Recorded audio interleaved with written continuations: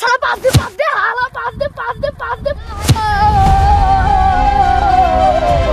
Tanvir football ম্যাচটি জেতার পর তার বন্ধুদের সামনে অহংকার দেখিয়ে বলে, আমি সবসময় সব ম্যাচ জিতি, তোরা সবসময় আমার পিছনেই থাকিস। আমরা তো এখানে খেলতে এসেছি, তুই আমাদের ছোট করে কথা বলিস কেন? কাসিম, তুমি ঠিক কথা বলেছো। তানভীর সবসময় অহংকার করে। অহংকার? আমি ভালো খেলি তাই তো বলি, তোরা তো আমার লেভেলেই না।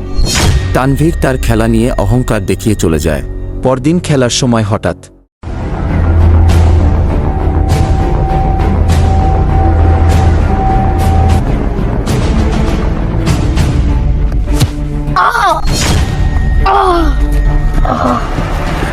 আরে আরে তানভীর, তুই ঠিক আছিস তো? আরে আমার অনেক পা ব্যথা করছে, আমাকে কেউ হাসপাতালে নিয়ে যাও।